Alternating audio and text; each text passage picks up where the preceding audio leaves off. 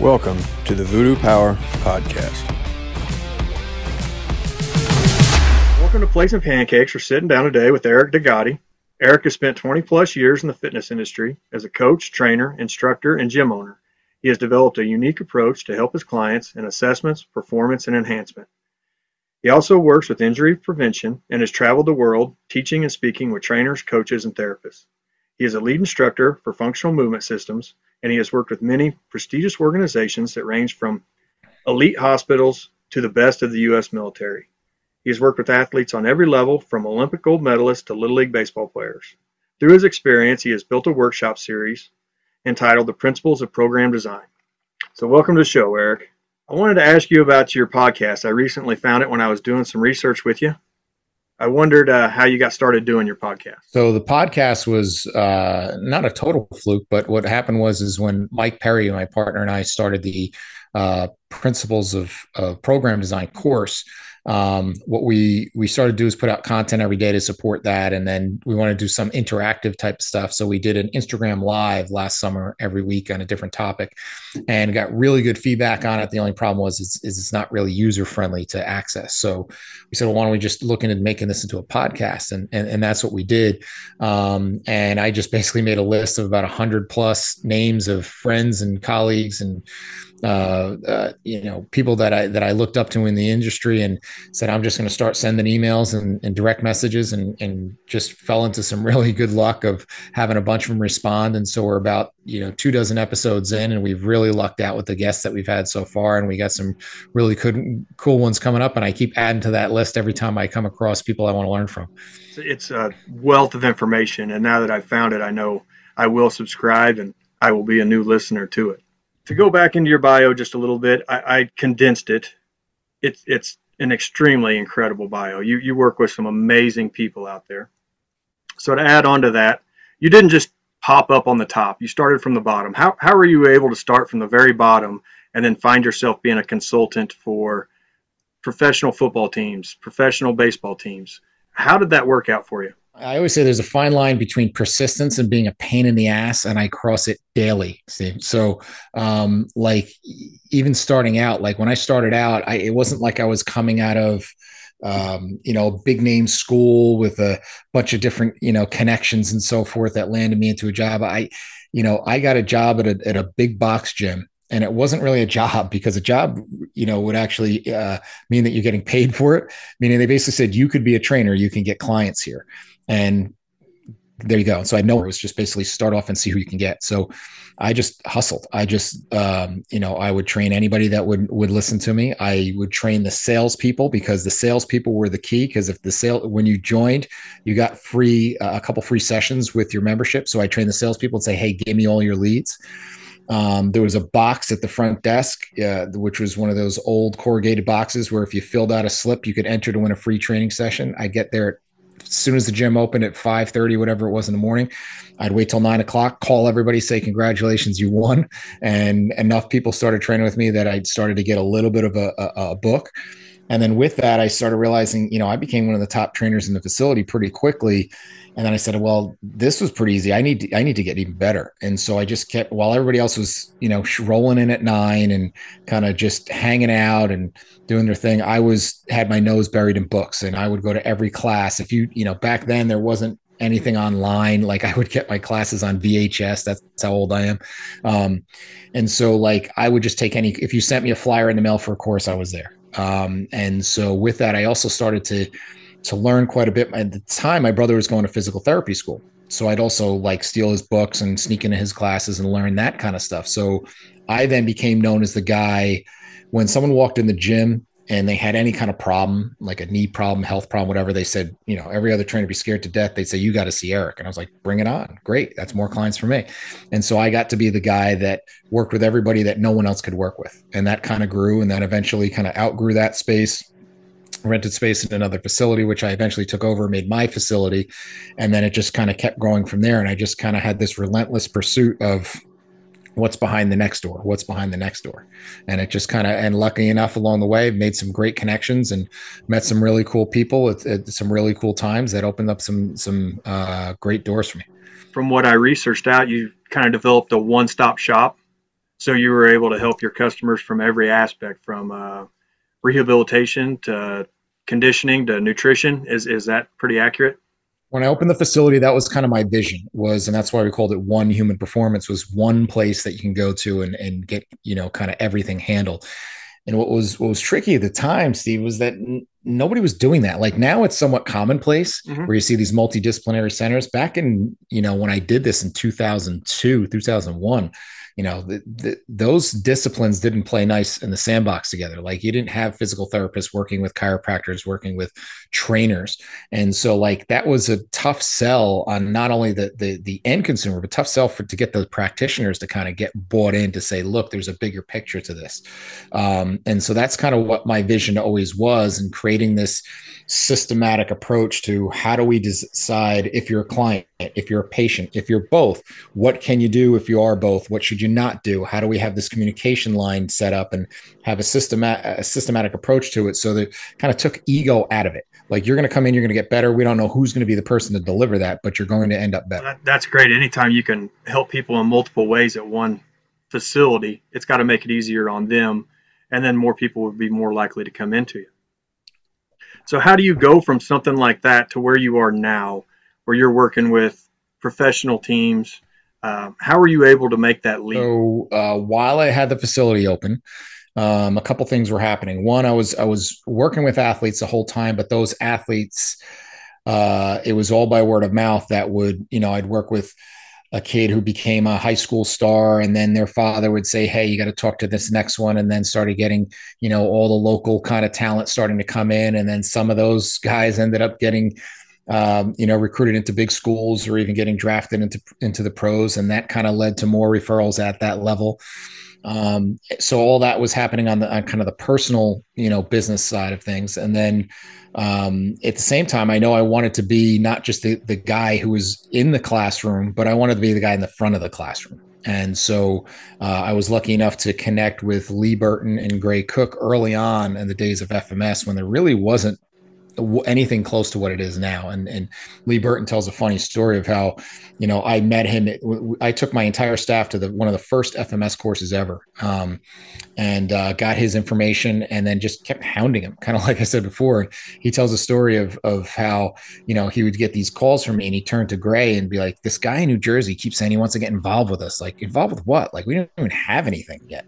So I just kept bugging him, and he finally said, well, all right, we're coming to New Jersey. Why don't you come help us teach? So I would help him teach. And they're like, hey, you kind of know this stuff a lot. So if we have any course in the area, would you ever want to teach them? And he started giving me a course here and there. And then I became one of their lead instructors, and then eventually started to contribute on their back end of things as part of the education team. And so that's how it kind of grew from there. And then out of those points, when they would have situations, because of my background, they had situations where if they had a team or a university call and say, hey, we want to get our entire strength and conditioning and athletic training staff certified, can we do that? And they would send me, and I got to teach it at a bunch of different universities like that.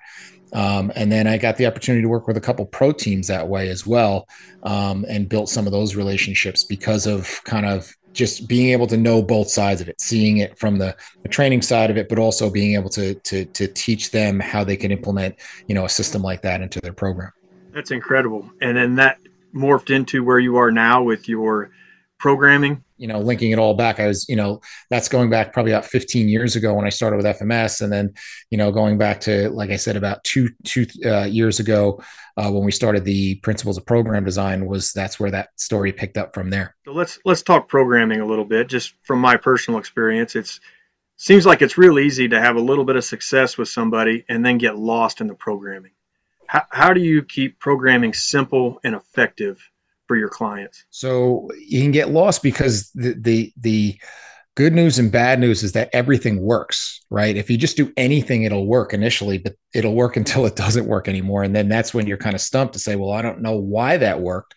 So I don't know how I'm going to get myself to the next step. So that's really where it's really based on some simple principles, is that to say, okay, well, we use a checklist approach. I'm very big on checklists. So the analogy I use is like, if you go food shopping without a list, you come home with everything except for the one thing you went for, right? You went to get eggs, you come home with like 2 pounds of kale you're never going to cook, and you come home with all these other things, and you don't have exactly what you needed. Where someone's coming in and they have a specific goal of, I want to look better, I want to feel better, perform better. And sometimes we get so caught up in our methods of, hey, I know about this about corrective exercise, or I know this about improving power. And we try to give them all those things, but they're like, well, that's great, but that's not what I came here for. So there's a great expression Dan John uses, saying to keep the goal, to say, okay, well, all right, that's the objective, that's the end point. Where are you now? And then what are the steps I need to do to get there? And so that's why I describe it in the course, is that I need to know 3 things about you to really write a good program. I need to know your past. I need to know what's your medical history, your injury history, your training history. So I know what are some of the things you've been successful with. What have you not been successful with? What are some of the limitations we have to possibly work around? What are some of the things that give you an advantage because you have that in your background? Then I need to know, where are you at now? That's the present. And that's where a good assessment evaluation comes in to say, okay, well, how well do you move? Where's your, what's your physical state of capacity right now? And what's your level of fitness right now? And those sorts of things. And then I need to know the future. What's the environment you're getting prepared for? What is it exactly you're looking to accomplish? And then from there, connect all those dots. And that's really the key to programming. And then it's just, and then it just simply works through a flow chart. Then it's just, okay, well, I got to make sure that everything I do from an energy system standpoint matches what my goal is. I need to make sure that I have the checklist of, I've covered everything from a movement basis, that we have the standard list everybody knows of push and pull and hinge and so forth and so on. And then really, that's where the art comes in. The art comes in is, how do I put this and match it to, it's going to be something that most importantly is going to get done. It's very much like nutrition. There's a million different diets out there. The one that's going to work is going to be the one you actually do. So how do I get this program packaged to something that really fits exactly what you need, where you're at, and is something you can actually accomplish, right? I can write the greatest theoretical 5-day-a-week program, but if you only can train 3 days a week, well, put it in a ball and throw it in the garbage pail, because it doesn't do us any good. Yeah, that seems to be, a pitfall, is writing a program that you in your head is great, but in practice is very difficult. The other thing I've seen is keeping the exercise limited, because every exercise out there seems like it'd be great to do, but you just can't do that. What's your philosophy on exercises? So, I always tell a funny story when I teach, and I talk about a guy, and it's actually a real guy, corrective. I call him cool exercise guy. All right. When I had my facility, when you wanted to come on as a trainer, the introductory period that I would do is say, all right, so for the first, here's what I want you to do. Come in for about a week, and I want you to come in. You could bring in any clients you want, and we're not going to charge you anything. We don't want anything. You just come in. And during that time, if you also want to observe and watch our sessions, you feel free to do that. If you have any questions, don't hesitate. We want to see how you kind of operate. It's just kind of feeling out period. And so we had one guy come in, and he came in with a steno pad, and he would just stand there all day watching us train. And he just write down, oh, cool exercise. Oh, I like that. That's cool. That's a cool exercise. So, we had a staff meeting like we had every week. And I said to our staff, I said, has anybody talked to the new guy? And they're like, oh, cool exercise guy. They're like, all he does is write down exercise and say they're cool. So I said, well, has he asked you any questions? No, he just writes down cool exercise. So he had no intrigue as far as why we did it, why we did it, when we did it, why we did it, with who we did it for. He just was just mimicking cool exercise. And so we realized at that point he wasn't going to be the right fit for us. And so he went on and he worked at some big speed warehouse down the street. And I always joke that we're going to walk in one day and he's working with a high school male football player, and he's doing a really cool exercise, except the problem is the exercise designed for women with incontinence, right? Cool exercise, you just don't know why you're doing it. So the first thing is to figure out, okay, well, why are you doing it? And then work regressionally from there. You don't need to be as fancy as you think, right? It's pretty much, you have your basic patterns, and then you need to know, all right, I need to know 1 or 2 progressions if this person is beyond what that basic pattern is. And then I need to know a few regressions that maybe this person has a physical limitation or they don't have the exercise skill. I need to know if they're there. And then I need to know an alternate as well, that maybe I'm limited by my equipment. I'm limited by space, those sorts of things. So if you have that kind of thing in your head, and we're actually working on an exercise coach course as part of our curriculum that addresses just that, to say, All right, so now what do I do instead? Instead of just picking some other random exercise off of YouTube, there's a method to it. And so then with that, to understand, okay, well, if I need to progress, there's a simple principle that I came up with years ago, and I brought it back for this course. Is I call it the RST principle. So R is okay. We got to make an exercise harder or easier. What's the first thing everybody goes to? So what would be the first thought? Everybody wants it more difficult.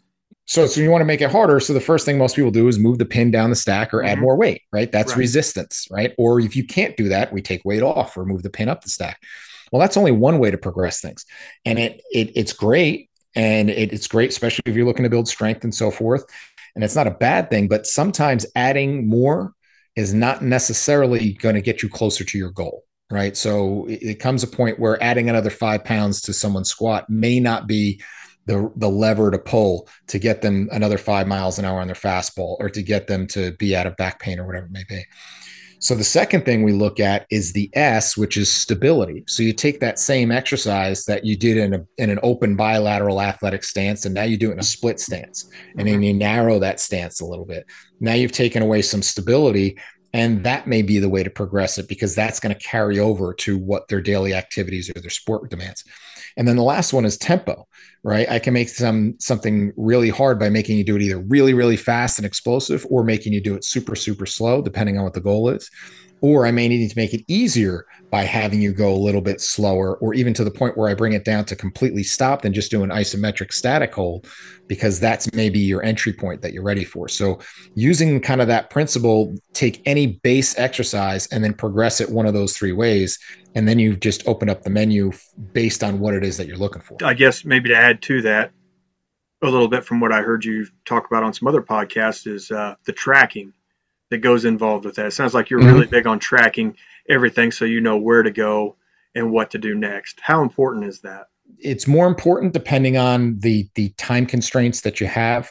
I always say there's two types of clients. There's clients with a deadline, meaning I have to be ready for this tryout, this preseason, this wedding day, whatever it is. They're a different level of pressure, for lack of a better term, than the person that, hey, I'd like to get there, the sooner the better, but I'm in no rush. And so the tracking is a little less important, but still important for them. The tracking is to know, is this primarily to know, is this even working? One, for the client to get the feedback, so they're bought in, so they want to show up another day. Not because I want to sell them another session, but they need to keep showing up for this to work. And, just like any coach in whether it's skill or training, you judge your success by, does that person keep showing up? I've done a great job. I was, with my kids growing up, I coached youth sports for over a dozen years, actually longer than that. And, my criteria was not if we won the championship at the end of the year, that was great. But if everybody signed up the next year, that's the win. Same thing with fitness. If you can keep them coming, that's the thing. And so you need to keep giving them that carrot that, hey, now that you've accomplished this is where we go next, as opposed to just, hey, I'm just giving you a random workout.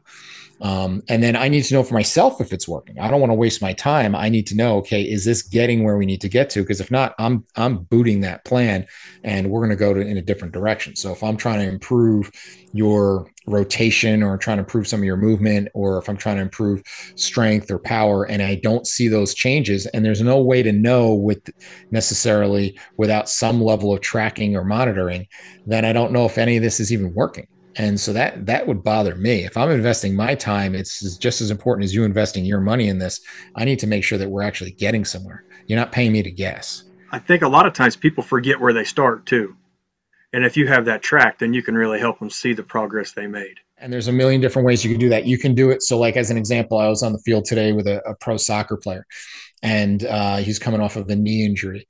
And so we've got him all the way back to where he's at full speed now. And so one metric would be obviously looking at his improvement in movement scales, as well as looking at video feedback to say, hey, look at you run this here, and this was a month ago. Look at the difference in technique and efficiency and so forth. And then sometimes it's the intangibles and really paying attention to the individual. So like, it really hit him the other day. And we were kind of reviewing some of where he's at with stuff and kind of going through at the end of the session. Okay, this was great and this worked well. I said, you know what you haven't mentioned in probably over 2 months He said, what's that? And I said, you haven't said a thing about your knee. He's like, yeah, I actually totally forgot about it. I'm like, well, if you remember, that's why we started this thing, right? And the fact that you don't remember it means I did my job. You are now officially at 100%. When you've got someone who's coming off an injury and they don't even remember they had the injury, that's 100%. Yeah, helping people through that's got to be amazing for you. Moving, I guess, in a little bit different direction. Well, maybe not too much different, but you see a lot of injuries. Do you see a lot of common injuries in athletes that seem to carry over from a deficiency in programming? Yeah, and I always joke it. Sometimes it's what you do. It's what you do to it. Sometimes it's what you stop doing to it. So let's say you came in and you have, let's say you have a knee issue, right? Sometimes it's a matter of, okay, discovering that, well, that lack of ankle mobility and hip mobility is kind of getting that knee caught in the crossfire. So we're going to give you mobility drills for your hip and ankle and teach you how to control that a little bit better so the knee doesn't get all that stress. That's what you do to it. But then I also look and notice that your training volume or your exercise selection or some of these things are really poor and it's contributing to the knee problem. Well, sometimes it's addition by subtraction. And by taking those things out, it's what we stop doing to it is what makes the gains really start happening. And so that's the other thing to look at is to say, everybody loves to look at, oh, I'm going to do these really cool corrective exercises and I get you to be able to improve your range of motion or control. But sometimes it's the best thing that you can do as a corrective exercise is to stop doing dumb stuff in your training. Makes sense. Yeah, some things aren't needed. They just look cool. And it doesn't necessarily help. So finding out the basics and what really helps, I guess, would be the key to, I guess, all of it. I can teach you, a ton of stuff on running mechanics. We can spend an hour teaching you running mechanics, but if you have a thumbtack in your shoe, everything I taught you doesn't matter. That's a pretty good analogy there. So every kid I have come out here, they all want the same thing. They all want to look like C-Bum. They all want to be as fast as Tyreek Hill. All the Me too. Yeah. That's just what everybody wants. But so let's start at speed a little bit. If you're looking to improve a kid's speed, basic, not getting too carried away, where would you start with somebody like that? Would you evaluate their running? Would you, how do you start? First, you got to define what speed means to them, because that speed is very different depending on who that athlete is, what their position is, what their level of play is, what their style of play. All those things are going to come into factor in terms of, all right, let's be really clear on what you mean by speed. And you need to work on your acceleration. Does it mean you work on your top end speed? Do your reactivity? Like there's a lot of things that go into making plays. And so let's be really clear on what we mean by that. Then from there, I can say, okay, well, that really falls under the category of acceleration or something like that. Then now we go through the checklist and say, all right, let's first make sure you're healthy and that there's nothing that's a health barrier to this, right? Because if you have a tweaked hamstring or a cranky ankle or something like that, then that's going to be the number one barrier to skill acquisition. The second thing that we look at is just kind of your fundamental movement. Can you get in the positions, shapes, and postures that you need to be able to get in athletic stances and execute force into the ground? And then it's a capacity issue. And we kind of look at from a capacity issue, how much force can you produce and kind of where do you produce that force from through a series of different tests of jumps and so forth. And then look at, can you absorb force and recycle energy? So maybe looking at some jumps where you have to recoil and kind of breaking that down and dissecting that to say, okay, well, where is the break here that kind of makes you why you're not fast in the first place? And then if we get that far, let's get a baseline of where you're at of a test that's commensurate with what you're looking for, whether it's a shuttle run or a 10 or a 20-yard sprint. And then last but not least, is there any kind of mechanical stuff that needs to be addressed? And then from there, let's build our program around that. And you're not going to check all those boxes in one shot. You have to kind of prioritize what's the biggest issue. And sometimes it's just pure force production. Like you just don't have enough gas in the tank. You're spinning your wheels as fast as they'll get. They're just not getting there. And sometimes it's you have all the gas, you just don't know how to drive, and that's just more mechanical. And even sometimes it's just teaching them intent and some simple cues in terms of intent. Some great ones that I've actually stolen from Lee Taft, who was a guest on our show, and being able to learn how to little things like escape space. So you and I are, in a lacrosse game, and the ball just went over there. Well, we need to escape space. We got to get out of where we are now, and then we need to attack space where the ball is, and where we want to make a play. And so to do that, there's some things that we want to do from an intent perspective, as opposed to I'm just kind of running around with the stick, where you kind of create these reflexive things that happen in your body that just are going to naturally make you more efficient, make you more explosive, make you faster to the ball. Because that doesn't always necessarily mean you're faster in a 40-yard sprint. Yeah, I get what you're saying. You have to define speed when you sit down with somebody. So there was a few things you said in there that I have some questions on. So you talked about jumping. How do you suggest somebody plyometrics? So the term plyometric, in terms of the true sense of it, is using the elastic component in your tendons, and that means that there's a recoil. And the most fundamental thing is just think of jumping rope. If you were to stop jumping rope, then you're going to get caught, and you lose that elasticity within there. Well, before you can immediately go into that, the first place I usually go is work the deceleration component. So we have deceleration, the slowing down, putting the brakes on. You have the acceleration, obviously, which is the gas, which makes you go. And then there's that amortization, that turnaround time in between those two. And the goal would be to have that time be as little as possible. Now, to do that, what I found is starting with deceleration first, and working on whether it's just some simple single leg bounds where we're just jumping and sticking, some simple hop outs off of a single leg, whether it's just some basic snap downs, or depth drops off of a progressively higher box into different athletic stances. That's the first place I'm going to start. And can you absorb force and self-organize? And I always explain that to the athletes, that your muscles are like the spokes on a bicycle wheel, right? And I stole this from Paul Chek. What they're there for is to dissipate force. So if you had a big, solid Fred Flintstone wheel, and you went to plant and cut, or you jumped off a curb, or landed coming down catching a pass or something like that, and it all goes into the joints, well, that's where that stress is going to go, and there's going to probably be some breakdown there, if not now, eventually. Whereas the muscles absorb all that force and dissipate it across the entire kinetic chain if they're functioning well. And so that's really what we're looking for, is can you absorb, and Franz Bosch talks about self-organization. Can you immediately adjust and stay within that athletic stance, so you can now go to the next movement that you need to get to? So that's where we start. And then from there, then we can start to teach different cues, how to produce force, how to create the best body alignments for power angles and so forth. Like when I talk about sprinting, I have a series I talk about where I call the 3 springs, where you have the spring in your ankles, spring in your hips, and then in your upper body, coaching those. And then once we kind of get that, then it can start to come together. And then the last thing I do is the plyometric piece, where we're converting from deceleration into acceleration, back to deceleration, back in acceleration. That would be a great way to progress it. I don't think people put enough stock in how much plyometrics carry over to the field.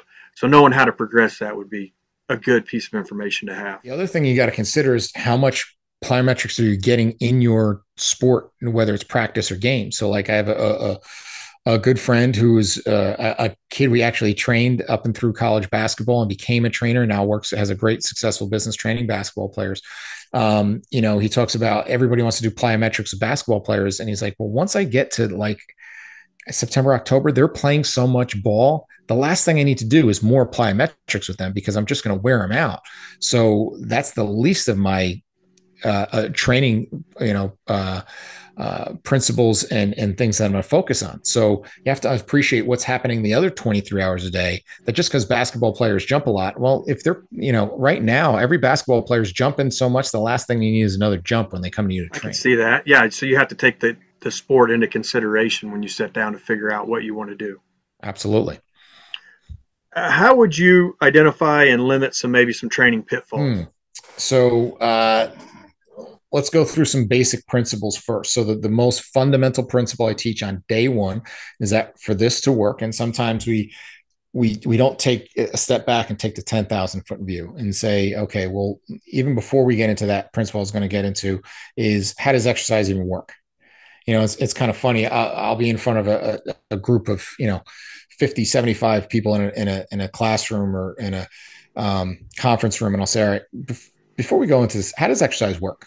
And I got a room full of people who are getting paid to do this for a living, kind of looking at each other, like, kind of explain to me as a fifth grader, how does it work?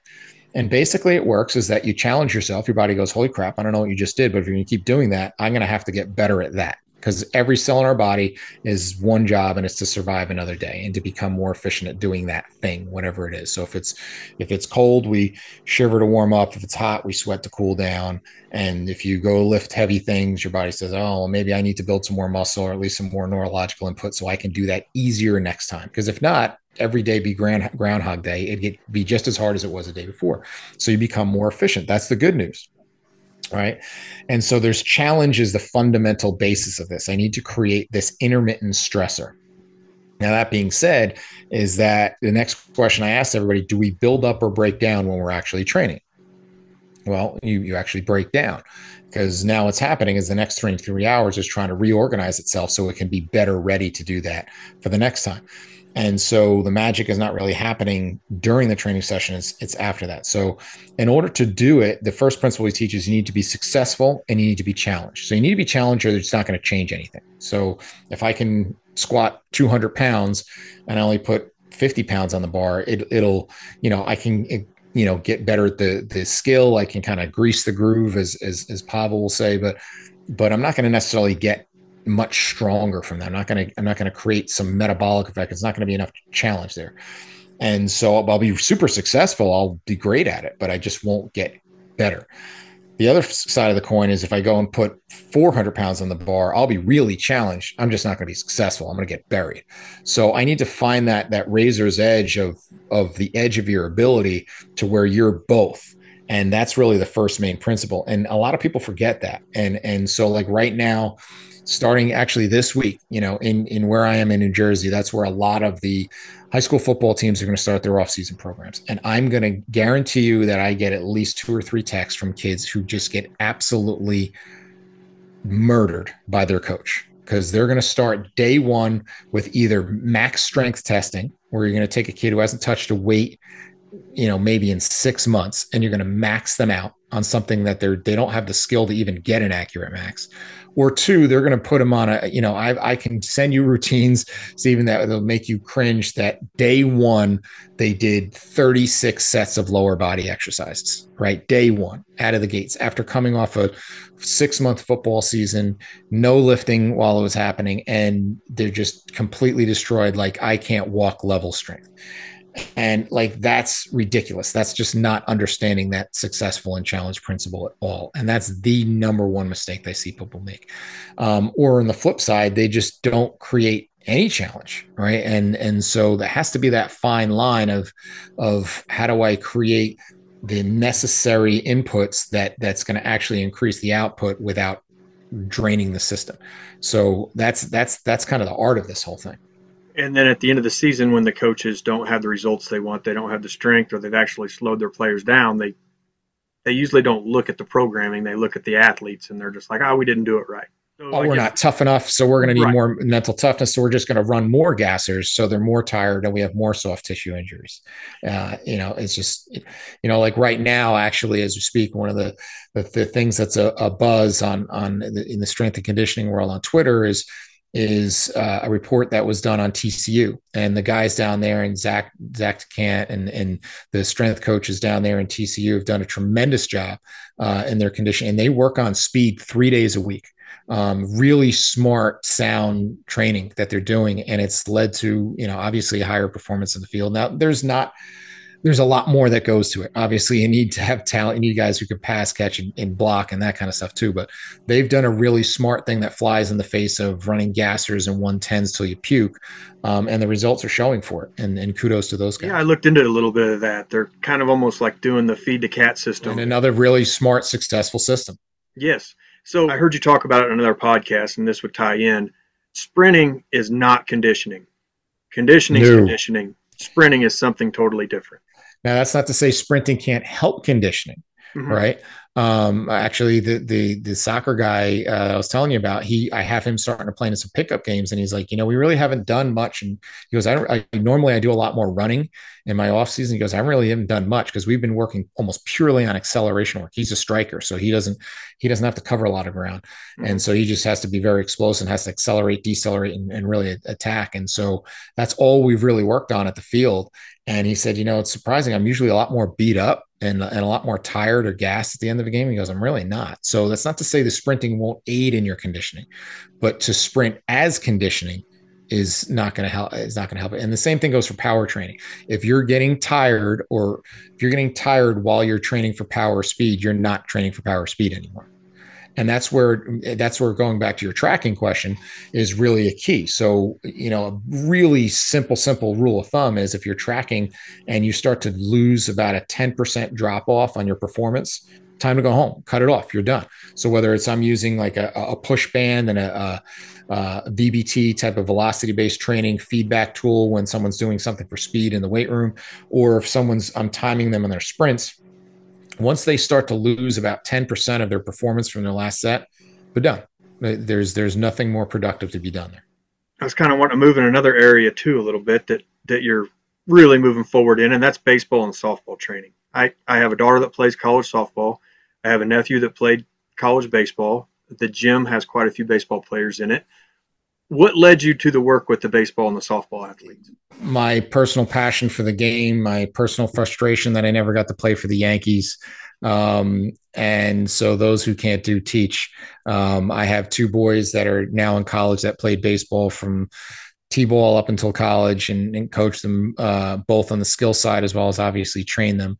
And as I saw them get into their middle school years, one of the things that really would hit me was seeing kids that I coached or they were friends with whose careers were getting, either they were stopping playing or they had to lose years off their career because they were getting arm injuries and back injuries and these sorts of things. And it was like really heartbreaking for me to see that happen. And so I got involved. One of the projects I got involved with was something called the Baseball Health Network, where it's a friend of mine who's a really great pitching instructor out here in New Jersey, Steve Hayward, who's a former pro pitcher, who I had sent a bunch of clients back and forth with. And he had connected with Chris Ahmad, who's the Yankees team doctor, and created this kind of initiative as an educational project for coaches and parents and players to kind of teach them about arm injuries and those sorts of things. So that kind of grew a little bit more into the baseball training thing, and that eventually evolved into I was part of the advisory board for something called On Base University with Dr. Greg Rose, where it's a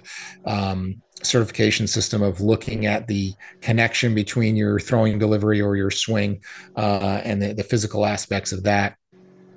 Which a bunch of MLB teams and college teams are using, and then created my own program just recently called Diamond Revolution that I kind of created during the pandemic, where it's a virtual system. I have an app that I can train baseball players through there, and that's kind of really I just keep, the more I learn about it, the more I want to learn more about it, to be that bridge between the skill coach and the strength and conditioning and training worlds, and kind of being able to have all those be in unison.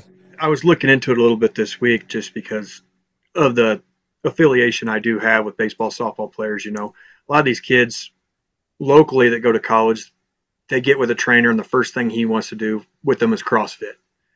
You take that for what it's worth, but it seems like a system like yours is way more geared to that sport. Yeah, I'm not one of these guys that bashes CrossFit, because I think they've done a lot of really good things, but it doesn't, one size doesn't fit all. Just like the stuff that I'm doing, the stuff that I would do with a baseball player is not going to really transfer really well to CrossFit. It's great general physical preparation, but when it comes into the specifics of the demands of baseball, it's not going to be there. And so if you have a kid that's just not fit and that's just weak, yeah, could there could certainly be some help there, but conditioning is actually usually the last thing on my list for baseball players. And unfortunately, it's the first thing on most skill coaches lists is that if they do anything for strength and conditioning, it's running poles. I have a great shirt I got from Chad Longworth and stop running poles. It's maybe the dumbest thing I've ever heard. I've seen a lot of baseball games in my day, and never once at the end of the game that I get off the bleacher and say, man, they would have just ran a few more poles, they could have won that game. We lost because of conditioning. Never, ever, ever. They lose because a ground ball goes through the legs, because they struck out, because they couldn't execute a pitch, because they couldn't get to a ball in the gap. Never, ever did they lose a game because of conditioning, right? So why are we putting all our focus on that? It doesn't mean that you shouldn't do any. It just shouldn't be your primary thing. It's pretty low down the list of priorities of baseball and softball players.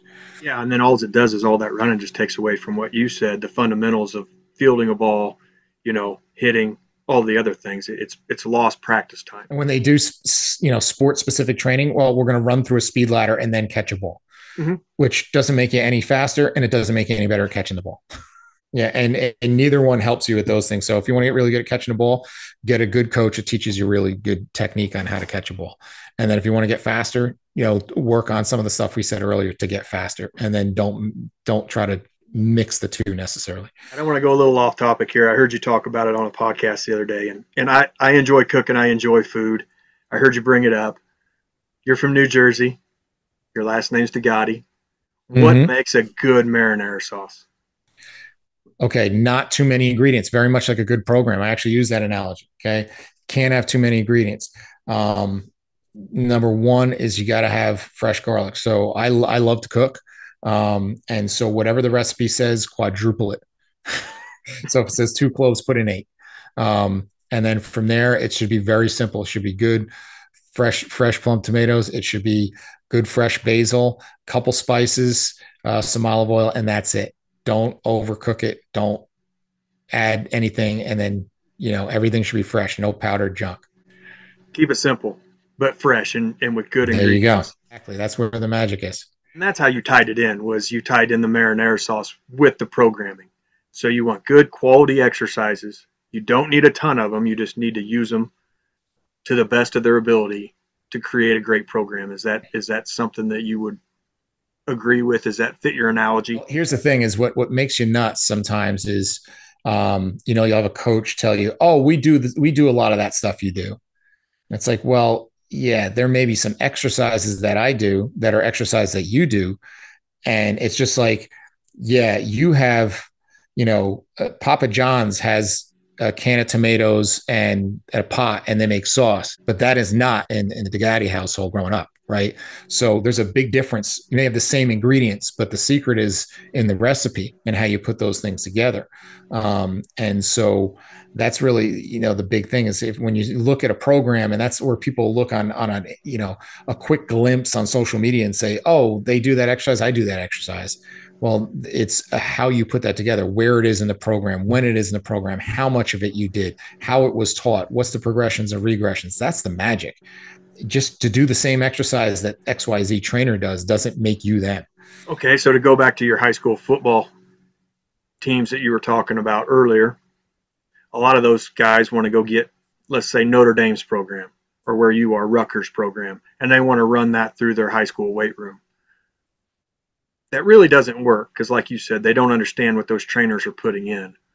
So what easy program would you look at for a high school weight room to help those high school coaches? Because you're also not dealing with the same athlete, right? True. What's the percentage of kids that play high school that actually end up making it into a Division I weight room is so infinitesimally small, and those kids are so special that if you get 1 or 2 of those in your school every couple of years, in most public schools, you're pretty happy about it.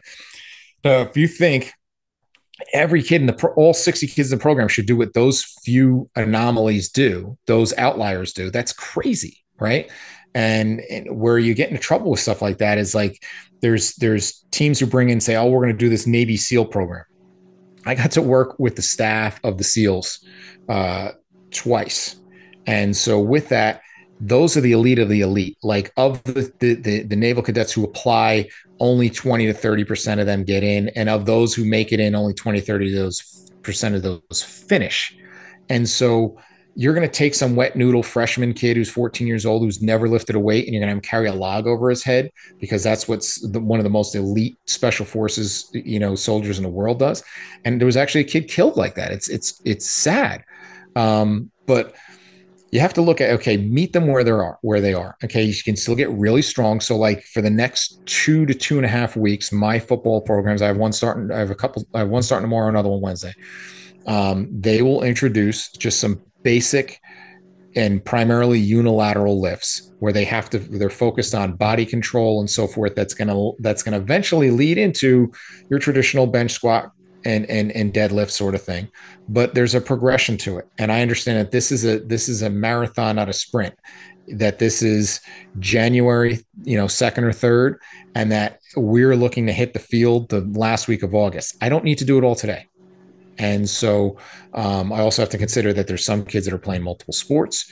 I also have to consider that I have kids who are seniors who've been in my lifting program for 3 years, and there's other kids that are day one. And so I have to kind of go to the lowest common denominator where everybody can be successful and challenge.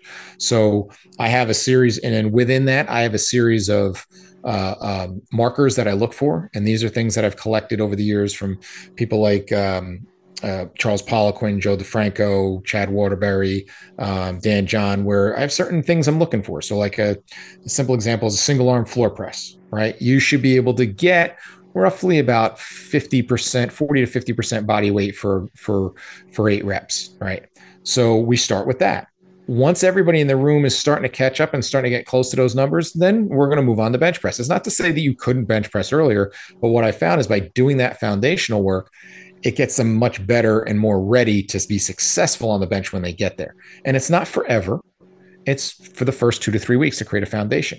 And it also gives them a little bit of a carrot. It's much like martial arts. And at martial arts, you don't just get to spar with the black belts day one. You have to kind of go through your ranks and to say, okay, well, you want to squat? Fine. Show me that you can hit some of these marks here. You want to do chin-ups? Great. Well, you got to show me that you can do a 60-second straight arm hang, and then you got to do a 30-second bent arm hang before I let you do that. As soon as you can do that, I'm happy to have you do chin-ups, and you can load them up as much as you want. So it's not my preference or that I don't like you or the exercise. Is that there's a systematic way we're going to do this, and there's some steps. You got to earn your stripes. That would create a really good weight room. There's a reason to keep pushing hard because there's a next level to get to. Yeah, I hadn't really thought about it like that, but that's a good way to present it to young athletes that are just getting into the weight room. The other thing that I said as the foundation that I'm going to tell them tomorrow is everything we do in this room is not to get good at the things in this room. Yeah, it'd be cool if you improve your bench press and squat and so forth, and that gives us some feedback on progress. But we're not doing this to get better at benching, squatting, and deadlifting. We're doing this to get better so we can win games on Friday nights. That's the whole reason we're doing this. And every rep, every set, every workout is with that goal in mind that we need to win on Friday nights. And so that loses the getting lost down the rabbit hole of I'm just here to get the best bench press, because those guys, I used to have the record boards on the wall, and I don't do them anymore because the ones who were on the record boards weren't always the ones making the most plays on the field. You're looking for that big carryover, the intent of moving the weight that carries over to the field. I think you've touched on it here a little bit, but is that how you would go about helping the average athlete to reach the next level? Bring him in, start him slow, give him a place to work to, or she, give them a place to work to, and then keep adding on, track the progress, and then watch it carry over to the field. Yeah. And then also understanding that your number one ability is your availability. No one's scoring touchdowns, hitting home runs, or scoring goals from the training room.